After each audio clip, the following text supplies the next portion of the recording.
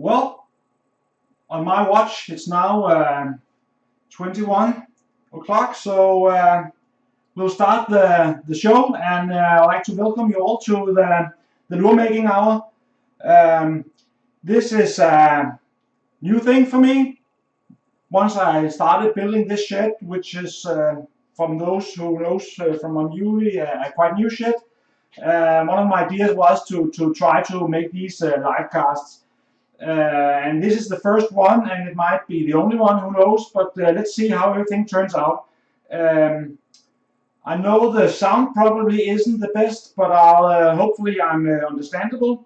At least lighting and everything else should be somewhat okay.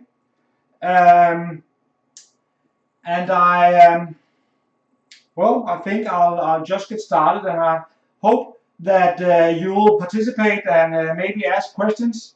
For some of the parts I might be working a little bit more, and I won't be watching your statements, your messages all the time, but I have a screen over here so I can see them. But if I don't answer one of your questions and it's scrolled out of the feed, you might need to ask it one more time. I'll try to get everyone's questions answered. So, well, today I'm going to talk a little bit about casting lures and resins. For some of you, it might be something you already done. They will maybe pick up a few tips and tricks on the way. For other of you, you will be able to see how it's done in reality and not in a edited movie where you only see small parts. In here, you will be able to see all the mistakes and all the parts needed for making such lures. I will try to start by showing you a little bit of the things you need and the possibilities you have. First of all, of course, you'll need the resin. There are many different types and variations on the resins, and here I have just one brand, but 3 different kinds. And for this brand, they name them P6, for example, which means that it has a pot time, which means after you mix it, after 6 minutes, it should or have already been poured. Then it would the process will be that it's so stiff that you can pour it. So a pot time of 6 minutes. Another one, a pot time of 2 minutes. This is fairly quick, so you need to know what you're doing if you're using this one.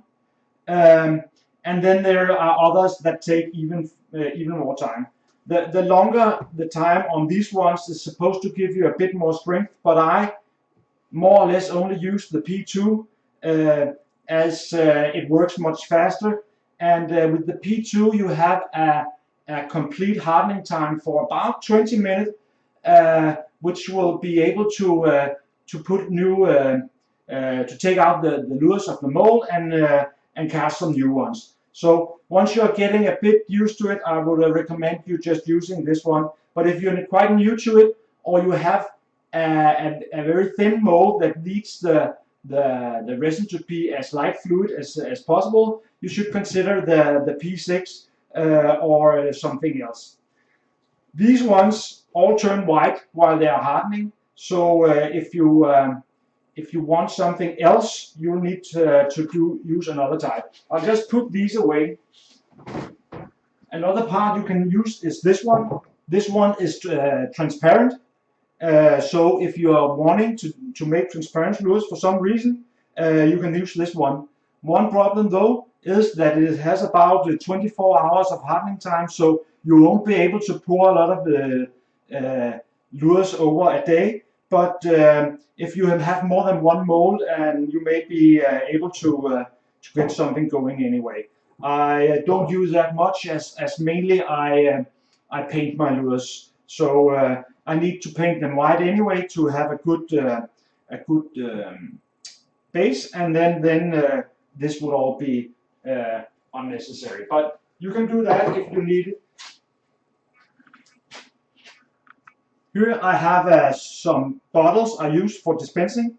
This is part A and part B of the 2-minute epoxy. The 2-minute resin. It's just much easier to dispense it when it's in bottles like this.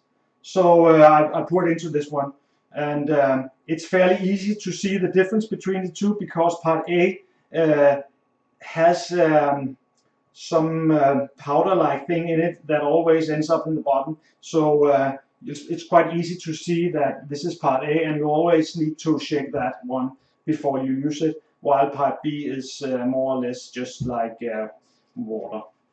Okay. Apart from that, you need something to mix in, and I like paper cups. Just because they don't seem to break that easy, and I can use them more or less again and again. Also, I have made some stirrers from some heavy-duty stainless steel wire, and these can be used again and again, and I just clean them up by scraping leftover material off with a knife. Then, of course, you need a scale. This is just a cheap one I bought in China, but it's doesn't need to be super accurate, but fairly accurate anyway, if you wanted to make sure to get the right mixing ratio.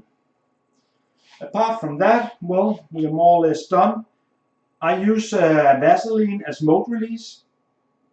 I'm not sure if you have a completely new mold, I'm not sure you need it. But it seems that the mold lasts a bit longer when you are using Vaseline, and also the lures are a little bit easier to get out once the mold starts to harden. And for those of you who don't know that already, usually I use silicone molds for casting my lures. And when you're casting with PU resin, polyurethane, along the way, the surface of the mold that is in contact with the lure starts to harden, and eventually it starts to crack, and at that point the lure starts to stick to the mold. Even with the Vaseline, at some point the mold will be ruined, and you will have to make a new one. So usually it takes about somewhere between 30 and 50 lures before you reach that state. But, well, it's quite okay, and if you are a little bit used to it, you can quickly make a new mold, or you can do as I have done in one of my other movies. I have made a template of my mold, so I can cast molds from that one. You should watch that movie if you are interested in that part.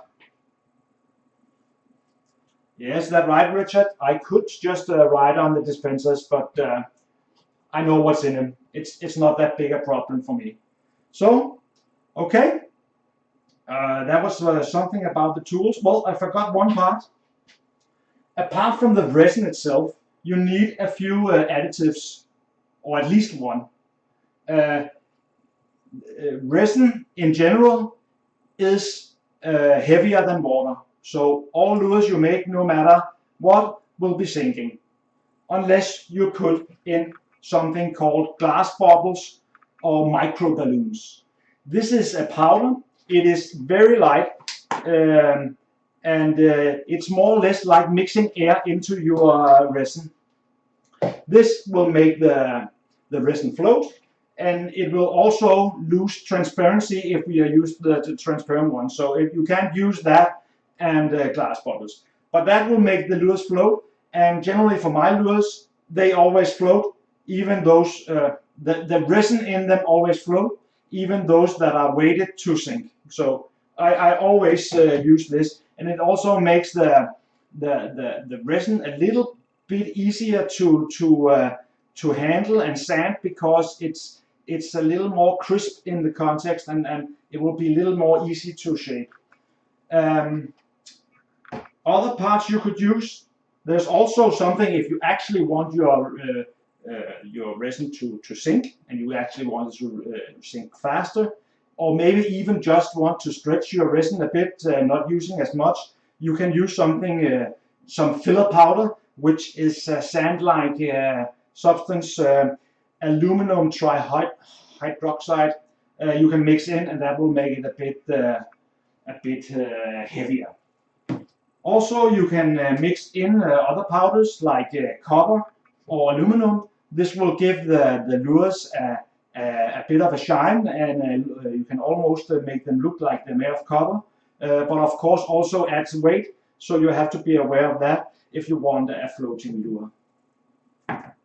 Another part I haven't tried yet is this one, milled carbon fibers. They're supposed to give you more strength, and of course, since it's carbon, it will also make the lure black. So you can use that if it is. If you're not painting your lure, or for some other reason want to be another base but white, you can have different pigments you can mix into your resin and add the color you like, and maybe in the end you can actually more or less have a lure that you don't need to paint. But well, I like to paint mine, so I don't use that as much. Okay, I think that was all the materials. It was more or less all the tools. There might be a few more things more I use. Always have a knife present to scrape my stirrers. I have a little bucket here which I can pour some of the stuff in that I don't use. If I mixed, I generally try to mix precisely the amount I need, but there's always a bit left, and it's very nice to have one that a bucket like this one, where you can just put your cup and let it drain. So otherwise the cup will be smaller and smaller, having more and more resin sitting in it. So I just have this one. Okay. And yeah, hi to everyone. It's very nice to see from how many countries you're all coming. It's very nice. Seems more or less the whole world is covered. So I'm very happy about that. 34 people watching. Very nice. Actually, I made myself a promise. If we at some point during this this show reach more than 50 people watching, I will make a draw for a lure, and it should be this one. So if we at any point are more than 50 persons watching, I will tell you, because I'm not sure that you can see it, but at least I will tell you. And everyone who wants to be into the draw just need to drop a message saying 50 plus, and I will make a draw from all those for this one. I'll just place it up here so you can watch it. No, you can't. It's actually out of view, I think. I'll put it here. Or there. Anyway. Okay. The one thing I would just talk about is safety. When playing around with resin, you should always wear gloves. Generally, epoxy, polyester, resin, stuff like that, it's not that healthy to get in contact with your fingers. Oh no, you should wait until there's 50. You should wait until there's 50. We are only 34 yet, but let's hope for it. Let's hope for it. Okay, so I'll just put these gloves on. So I'm covered on that part.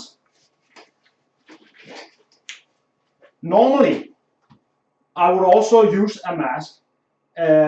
Generally, I think that the PU resin is not very hazardous to inhale, but only in contact. But the glass bubbles, they very easily gets airborne. It's just like very light dust, and I'm pretty sure that that's not too good to inhale too much of. So at least use a dust mask, or if you want to be on the safe side, you should use one of these that also takes any particles of the resin out of it. Today I will risk it all, and I will leave them here so I can actually speak and you can understand what I'm saying. Okay? My general idea was that now I would just cast a few lures. I would try to keep an eye on my screen here to see if there's any questions regarding either what I do or in general for resin. Please keep it to the topic, because otherwise we'll just get out to whole other areas, and that will be a bit off topic. So I'll just cast a few lures. I just need a sip of water, because speaking this much in quite bright light makes me a bit thirsty. So okay, I did prepare a few things. First, before I started, actually a few days ago, I started bending wires and attaching weights to them, so I wouldn't have to do that today. These things you can see in some of my other movies, so I don't want to get into too much details about them.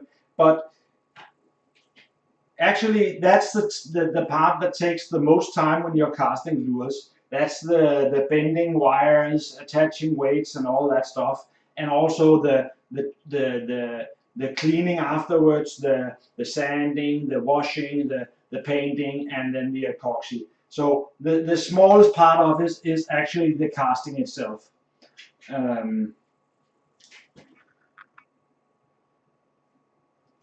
I very much appreciate your comments. Thank you, everyone. Do you add flat rattle into any of the resin?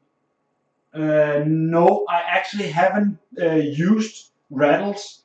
I think maybe it's, for me, it's a bit of a religion. The fish I'm fishing for don't really seem to matter, or it's just me that hasn't seen haven't used it the right day. So I actually don't use rattles, and using them in this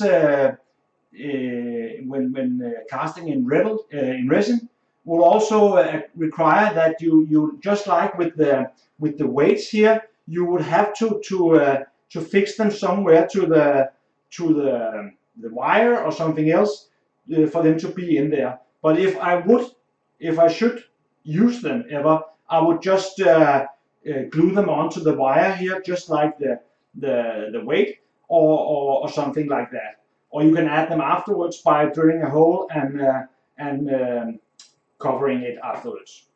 Okay. Yes, it has also.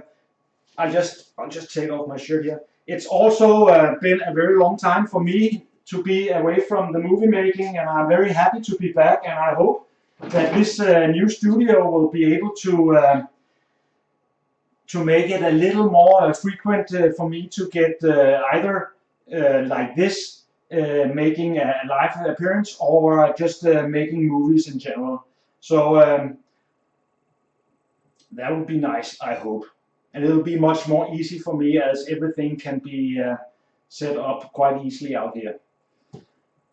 Okay, well, I think while I'm talking, I'll just start casting one or two lures, just for the fun of it. Okay, here is one of my molds for the fat little jerk, I think. One thing I think you should notice, is probably hard to see, but down here in the eyes I have punched in a little bit of wire, which will help holding the general wire in place when I'm casting. I found out that this really helps me get the wire in place, because sometimes when I'm finished and take the bait out, I discover that the eye had moved while I closed the mold or something like that. These molds have already been lubricated with the Vaseline, so I can just go ahead and close that one. grab a few rubber bands, some of the tools or materials I forgot to mention. So we'll just put enough around it, not more. You have to remember, if you put too many around it, you will squeeze the mold and the lure will actually be smaller than it should be. So only as much as needed to ensure that there's no leakage from the mold. Okay? Another part while we are at it, because now I get to the mixing, is one thing you should always consider when you're making lures is to take notes. Because along the way, you'll a year later you want to make more of a lure, and suddenly you can't remember how long wires did I use, how much weight was added, where did we put the weight, and so on. So I have begun to take notes, and I am using a note card for each lure, stating something about how much wire is needed, how much weight is added, in which positions, how is the wire bend, and how much resin is needed, and with what percentage of glass bubbles added. And you can see here, I think there's one of them for my for the swim bait here. Okay, so I can just I actually know how much I need, but I can just grab my card here and then get going with the mixing. So I'll just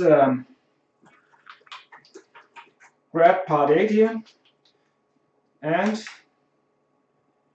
for this one I need 22 grams.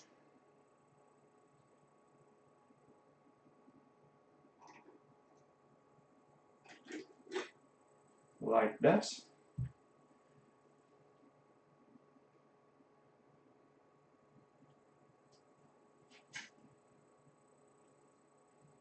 Like that, okay. 22 grams and 10%, no, this one is 15% glass bubbles. Actually, I find that 10% glass bubbles, that works very easy. 15%, then you need to be a little bit more careful to make it mixed probably, because then if you put all 15% in one of the parts, it will be very thick and hard to mix. So you have to be a little bit careful when you get above 10%. But generally 10% is fine, and that's more or less what I always use. Except for this lure, of course. Okay, 4.4 grams. Coming along. You can probably see here how much is getting into the air just from me putting it into the cup here. And it'll be even worse when I mix. And I like to weigh everything up before I start mixing, so I'm sure that I'm ready, because I don't have that much time. 2 minutes goes very fast, and actually already after 1 minute you can feel that it starts getting thicker, and you can also feel in the cup that it starts to get warmer, which is the crystallization process or whatever it is that is beginning to work there. Okay, and 22 grams of the other one as well here.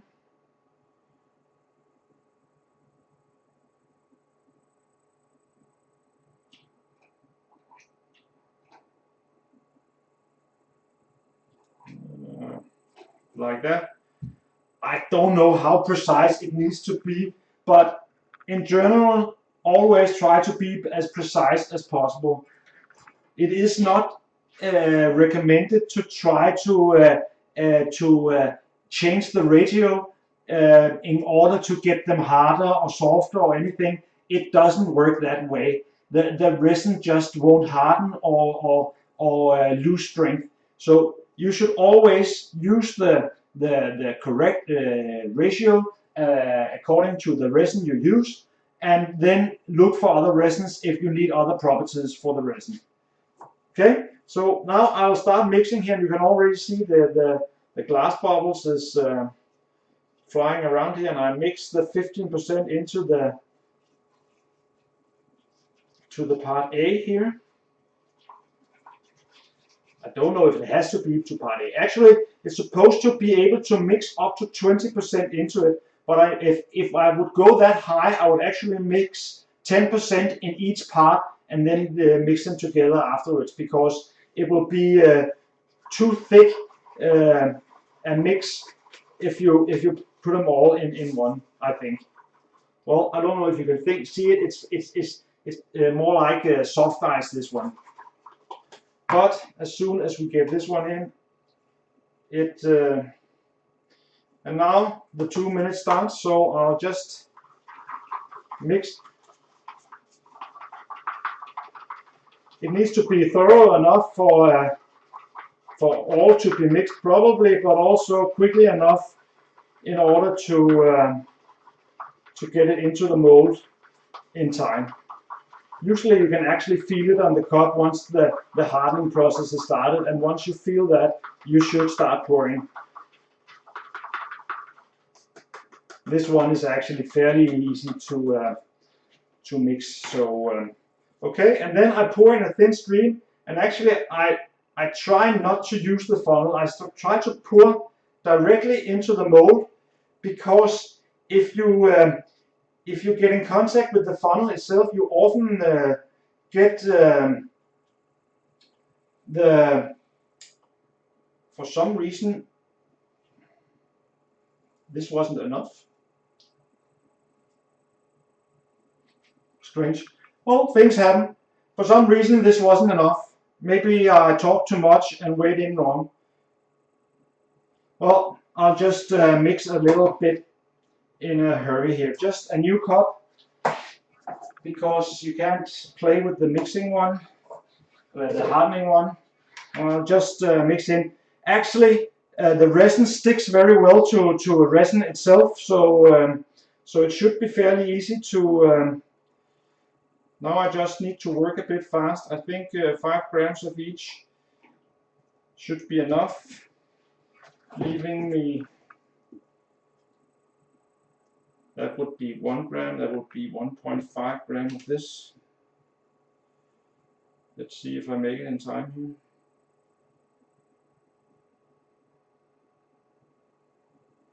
Come on.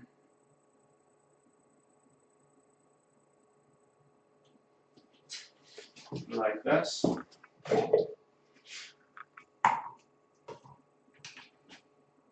Stuff like that must happen while you're doing a live show, of course.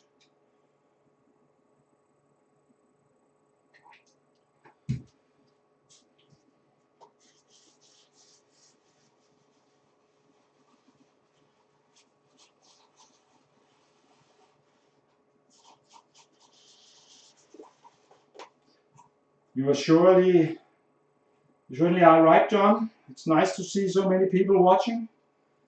44 people, still be able to reach the 50 people mark and starting the draw. But at this point only 44, but let's see, we may get lucky. Okay, and I'll just fill the mold and hope for the best here.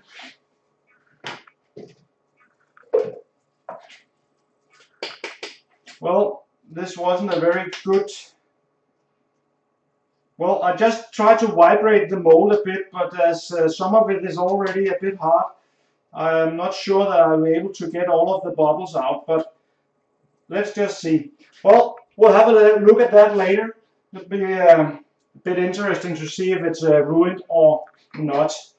Okay, I'll just read through a few notes here.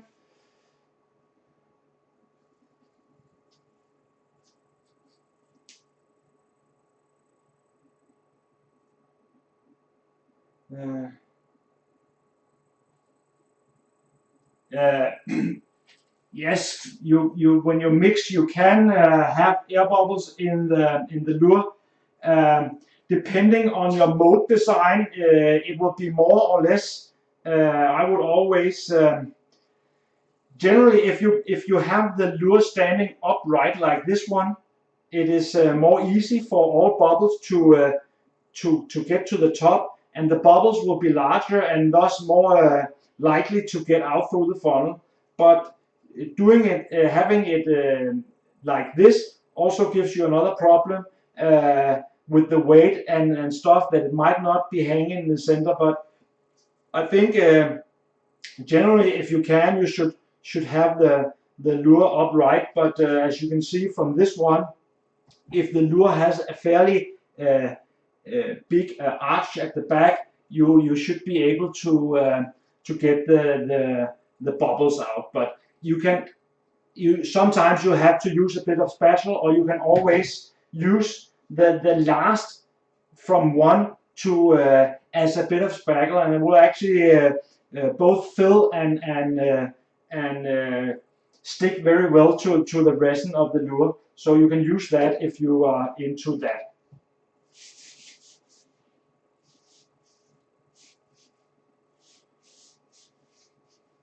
Yes. Okay. Well, I'll just try another lure and see if I'm a bit more lucky with this one, or what should I say? Luck shouldn't be a matter, but it seems to be anyway. I'll just put in my wire here, and in this mold as well I have some small pins holding it in place. As you can see in this one, I have a little extra wire holding the weight in the position I want. This lure has also, like the other one, has the mold has also been covered with a bit of Vaseline, so that should be fine. And I'll just put a few rubber bands around them, like that.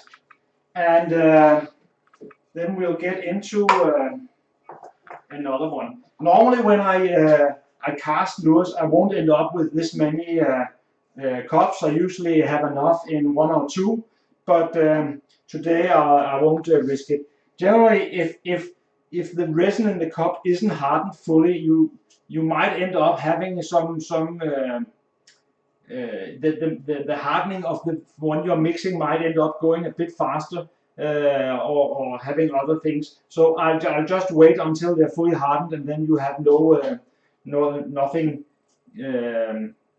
changing on that one. You won't have any surprises on that part.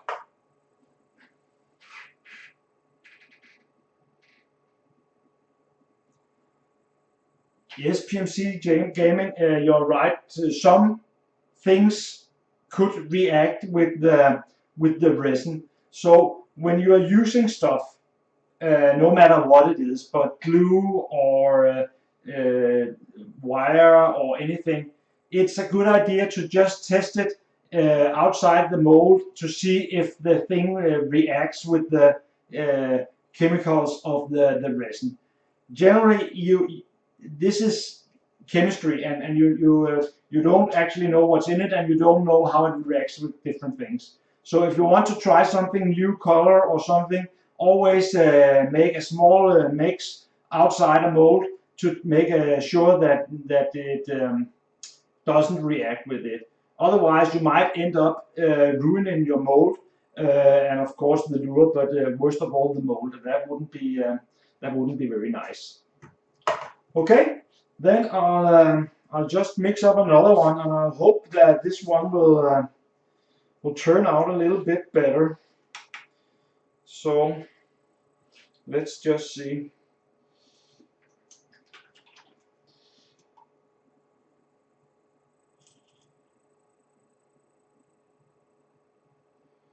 $13.3 grams here, like that.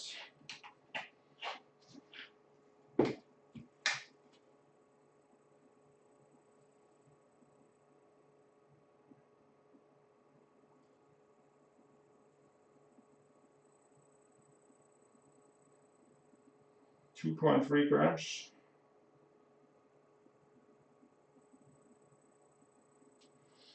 Like that. One thing I also noticed is that glass bottles from different distributors carries different amount of air, if so to speak.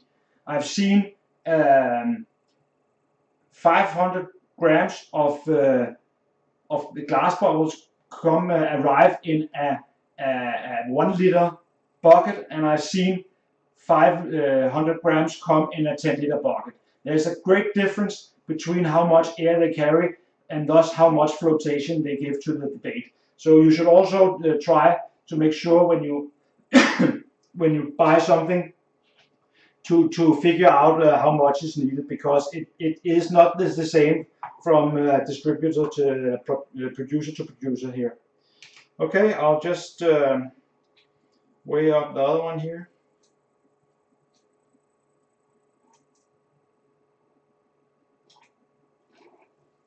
Like that. Grab a clean one. Start mixing.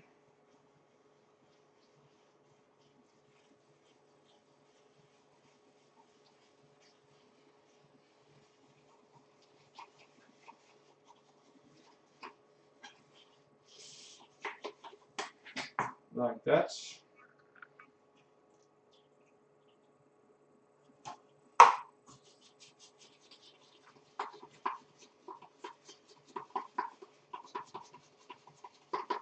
And a quick stir, and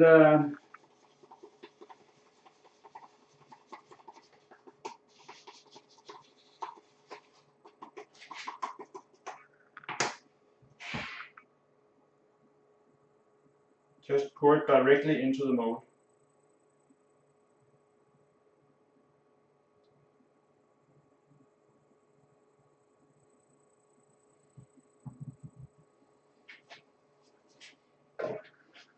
Okay, and once again, I'll just try to make sure that any bubbles in there will get up to the funnel and out through the funnel here.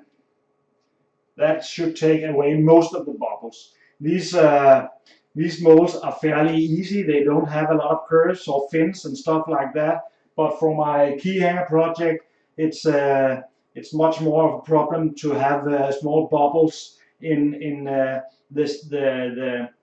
end of the fins or something like that. But these ones are usually fairly easy to handle. This one is already getting quite hard.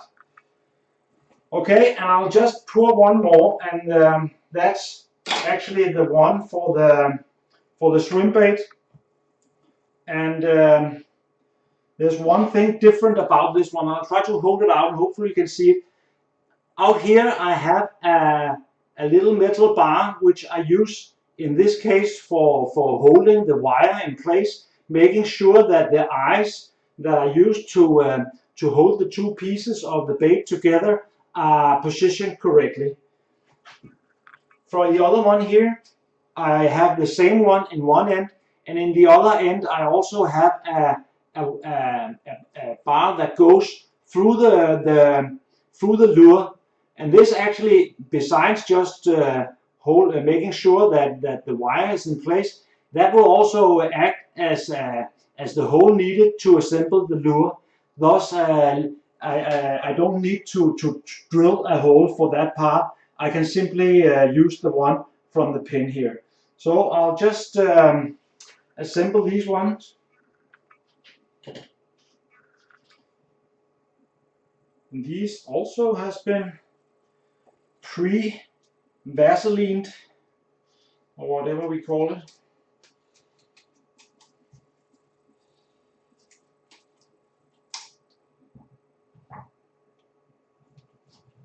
Like that.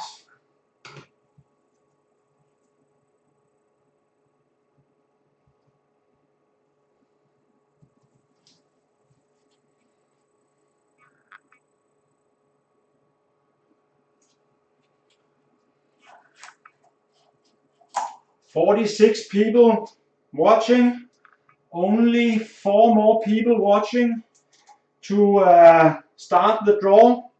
Remember that at the point we have 50 people watching, I will tell you so, and you should just then and only then make a comment saying 50 plus, and all that makes that comment will be in for the draw for this one, so I hope it's worth it. It's quite a nice lure, if you ask me. I haven't tested it yet, but I'm certain it will work because it really has a nice movement. I don't know if you've seen it in one of my other movies, but it really does. Okay, and this is taking a little bit to assemble the mold here, so hope you're hanging in there. Okay, and I just need to mix a new, and I can reuse this one.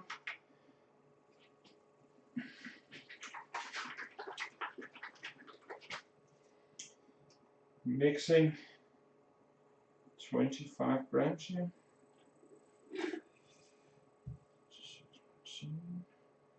10%. That is 5.3.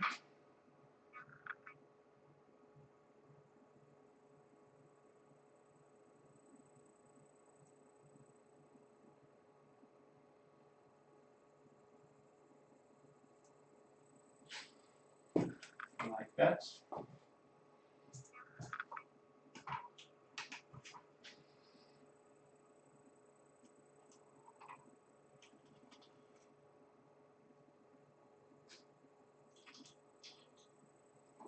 Oh my god, time is running.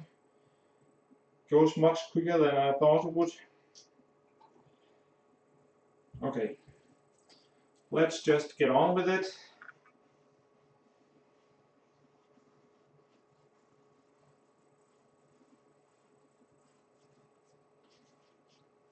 $47, come on. Tell your friends, need 3 more persons watching.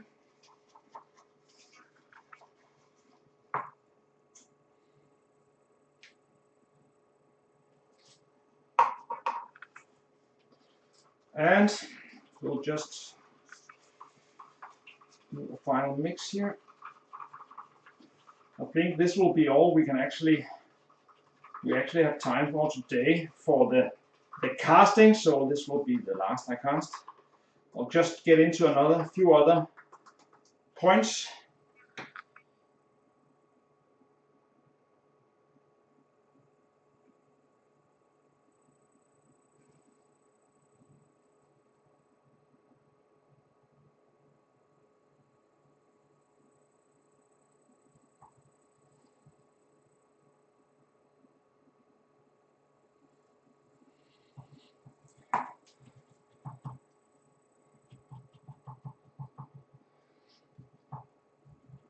I think these are fine. I hope so. Okay, I'll just show you one thing, because one thing you could also do with the mold, that you can very easily cast some lures without the wire, and then you can just use some screw-in eyes to. I'm not sure that it will give you the same strength, but it will work, and I think that if you put a bit of epoxy in there, you can quite easily get them sitting there for most fish. Then you can drill a bigger hole and have an appropriate weight in there, and here it's you can easily use some of the leftover resin here. I'll just place it in a little clamp here, and I'll just add a little bit of this. This is going a bit fast. I hope it will turn out fine, but let's just see.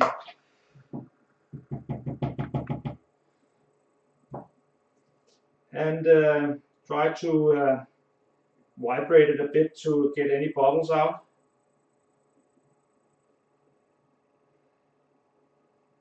Okay, like that, and let's just see in a little while if that doesn't work. Just see a bubble there. That should hold it in place. Okay? Yes. How do you measure the amount of weight needed? to make a lure float or sink. The amount wanted is just a matter of trying different. If you check one of my other movies, I actually made a little water tank to put in the lure, and then I used a bit of glue or something to attach small weights to the lure. Also having hooks and everything mounted on the lure, and then I would use small weights and figure out at what point I would want the lure. If I wanted to be floating or just sinking, which for jerk baits is probably most common, that you want something that is more or less neither sinking or floating, just hanging in the water. So use a tank, but otherwise also with the placement of the weights and stuff, I don't think there's any other way but to test your lure. Some of the lures I've tested quite many times, especially this one. You'll just see how it turned out with the double pour of this one. Yes, it looks fine. No problem there. It's still a bit hot, meaning that it's not completely hardened yet.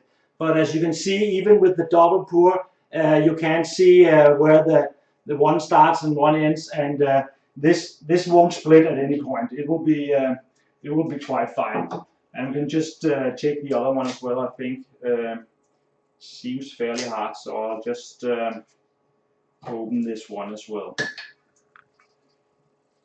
like that. This one also is a bit hot, so it's not completely hardened, but it'll get there shortly. Yes, I think it was a bit of a mess all this. I'm a bit confused. I hope it made sense to you all. 48 people watching. 46. Okay.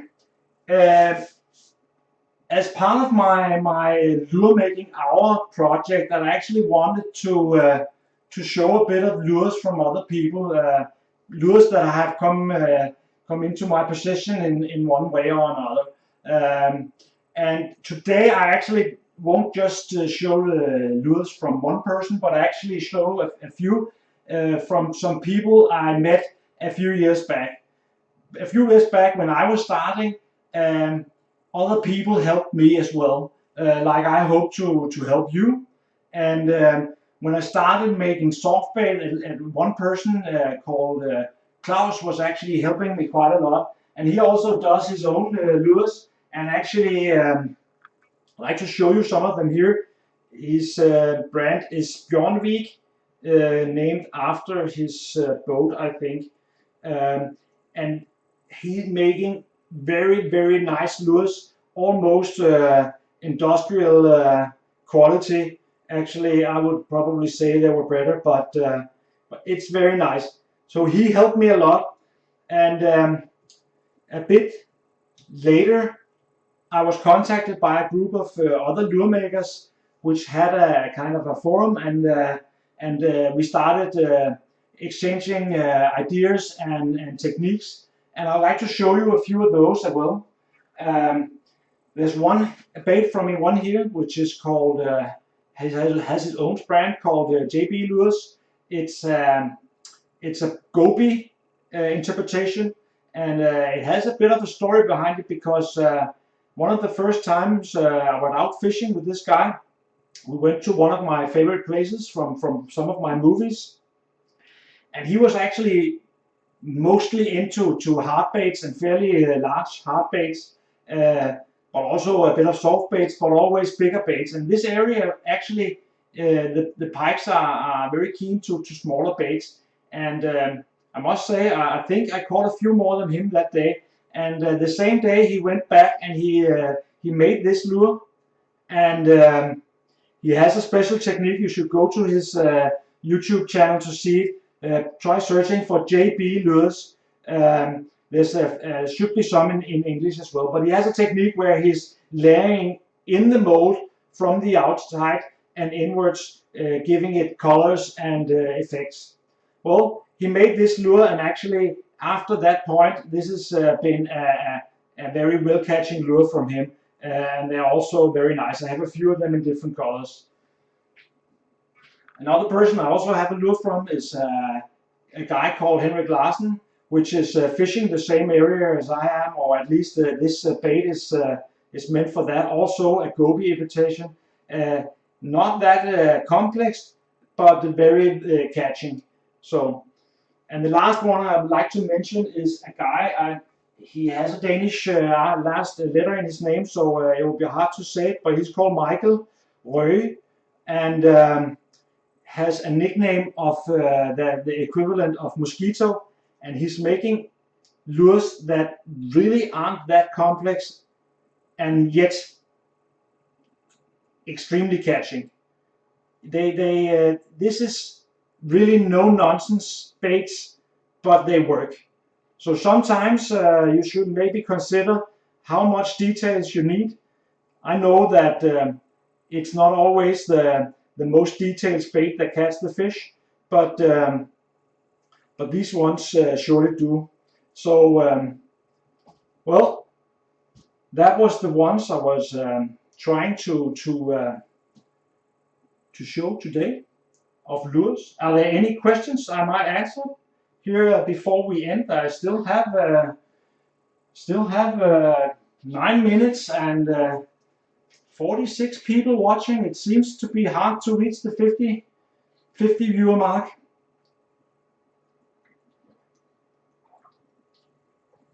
$48. Maybe I'm just not that interesting. I don't know. No questions, anybody?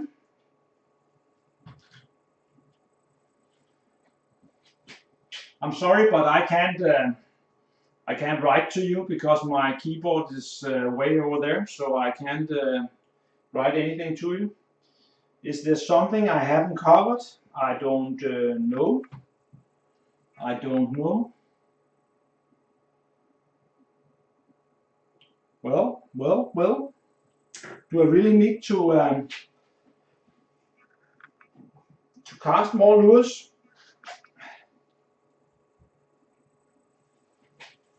Should we I'll just put these away. Some very nice soft baits here.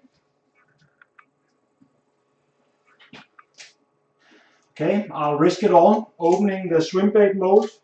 Still feels quite warm, so I probably need to be a bit careful here.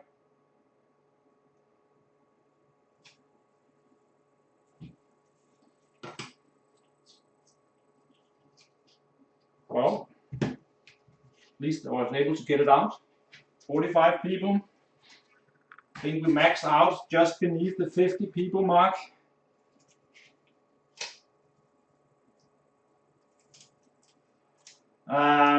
Production grade lures. Yeah. There's a few things to consider. First of all, you probably could get more accurate lures with using an aluminum mold or stuff like that. But the problem is, like lures like this that isn't doesn't have a positive angle into the lure, that will very easily get stuck in an aluminum mold or in any hard mold for that fact. So I'm not sure how they actually do it. I think they use more complex molds with more than 2 parts, and more complex molds of course also mean much more expensive molds, but I'm not 100% certain.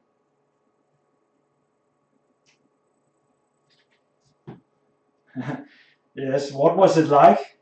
Well, I can tell you for certain that, well, every time I open a mold, or every time I actually make a mold, it's a special sensation. You are so excited to see how did the outcome actually is. There's always things that you can't see until you have it. And I must say, the first mold I ever made, it is very long time ago. I made jig heads for cod fishing in a harbor here in Denmark, up in Helsingør, if you know that part. And I don't remember the feeling, but every time I make lures, it's always like that. When I open a mold for the first time and see the lures, it's kind of a special moment, I think. How long I've been making lures? Yeah, well, I think I started making fishing gear more or less the same time I started fishing. I found a book in the local library showing how to make different kind of bobbers for roach fishing and the like. And well, my father was fishing a bit, so I had some old rods and reels I could borrow. And then as I didn't have really many money, I just started making my own lures. So I would guess I was about 10, 12 years old. But I've always been making stuff on my own, so it's been very natural for me to make fishing gear all the time. Also made a lot of lures that no one will ever see because they simply was awful. But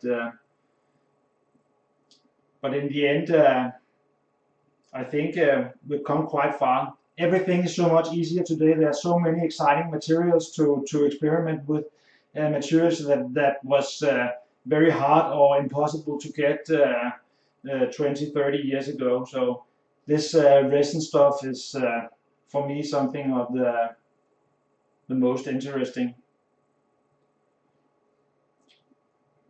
Yes, they say aluminum machine CNC molds. The problem with that for us normal users is that they are pretty expensive unless you buy the molds that are made in large quantities.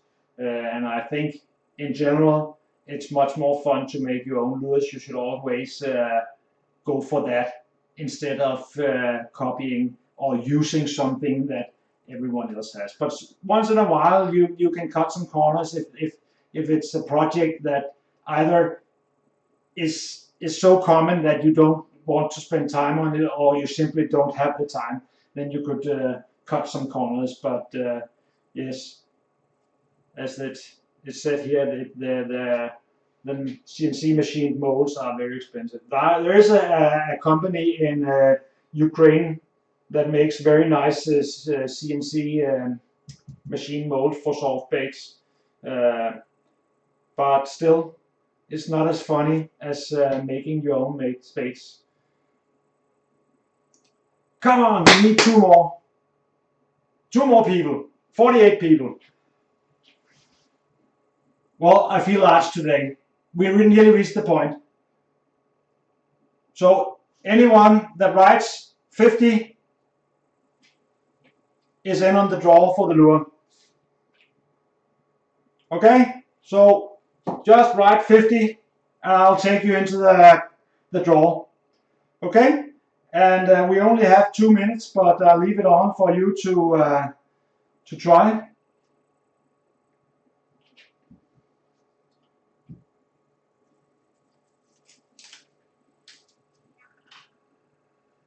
I was just afraid that nobody wanted it, but I see I started it going now.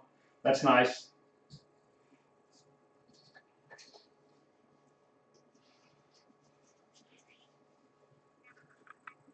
That's nice.